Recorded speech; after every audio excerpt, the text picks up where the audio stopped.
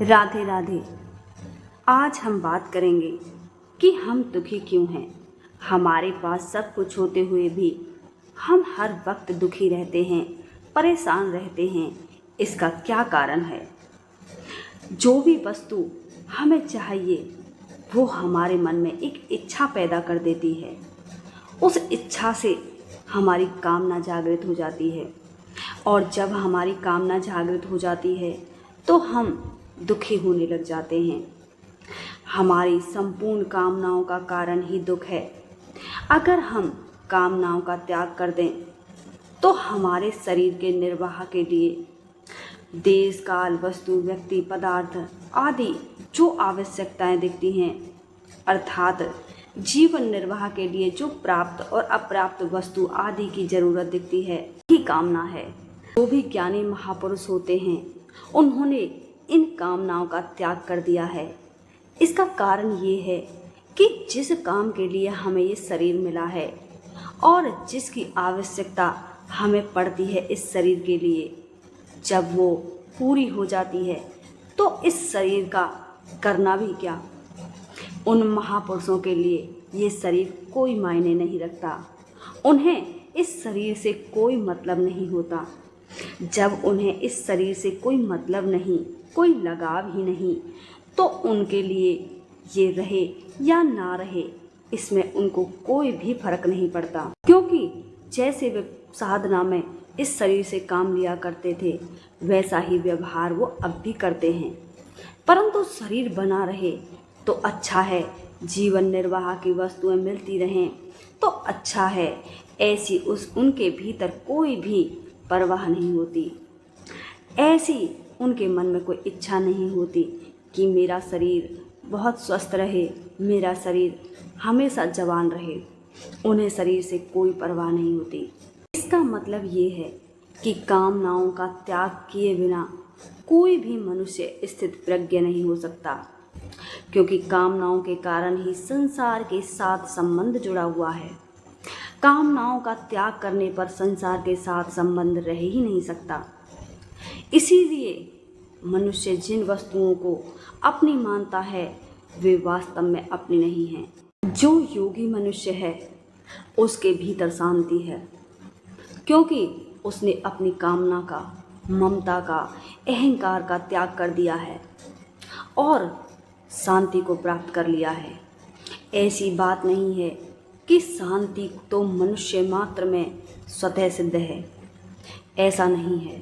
शांति कब अशांति में बदल जाती है पता भी नहीं चलता। केवल उत्पन्न और नष्ट होने वाली वस्तुओं से सुख भोगने की कामना करने से, उससे ममता का संबंध रखने से अशांति ही अशांति होती है। जब संसार की कामना और ममता छूट जाती है तब स्वतः ही शांति मिल जाती है। कामना का त्याग करने पर शांति अपने अंदर अपने आप आ जाती है। अगर हम शास्त्रों की दृष्टि से देखें तो पहले कामना का त्याग और फिर ममता का त्याग और फिर अहंकार का त्याग बताया गया है। परंतु साधक की दृष्टि से पहले ममता का त्याग और फिर कामना का त्याग और फिर अहंकार का त्याग करना ही ठीक है। ममता प्राप्त वस्तुओं की और कामना अप्राप्त वस्तुओं की होती है। कामना का त्याग करने से मनुष्य के अंदर ऐसी शक्ति आ जाती है कि वो योगी बन जाता है। अगर शास्त्रीय दृष्टि से देखा जाए तो मनुष्य कामना का त्याग करने के बाद पंडित हो जाता है। मेरा कुछ नहीं है, क्योंकि मेरा किसी वस्तु, परिस्थिति, व्यक्ति, घटना में कोई स्वतंत्र अधिकार नहीं है। जब मेरा कुछ है ही नहीं तो मेरे को चाहिए भी क्या, क्योंकि शरीर मेरा है तो मेरे को अन्न, जल, वस्त्र आदि आवश्यकताएं पड़ती हैं। पर जब शरीर मेरा है ही नहीं तो मेरे को किसी भी चीज़ की कोई ज़रूरत नहीं। जब मेरा कुछ नहीं और मेरे को कुछ नहीं चाहिए तो मैं क्या रहा, क्योंकि मैं तो किसी भी वस्तु, शरीर, स्थिति को पकड़ने से ही होता है। मेरे कहलाने वाले शरीर आदि का मात्र संसार के साथ कोई संबंध है। इसीलिए अपने कहलाने वाले शरीर से जो कुछ करना है वह सब केवल संसार के हित के लिए ही करना है। क्योंकि मेरे को कुछ चाहिए ही नहीं। ऐसा भाव होने पर कामना अपने आप मिट जाती है। मैं हूँ, तू है, यह है और वह है, ये सब कामना के कारक हैं। अहंता और स्वरूप में मानी हुई है, वास्तव में नहीं।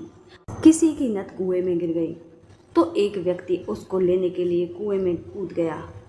अब उसे नथ कुएं के अंदर मिल चुकी थी, पर वो बोल नहीं पा रहा था, क्योंकि वाणी, अग्नि और जल का आपस में वैर है।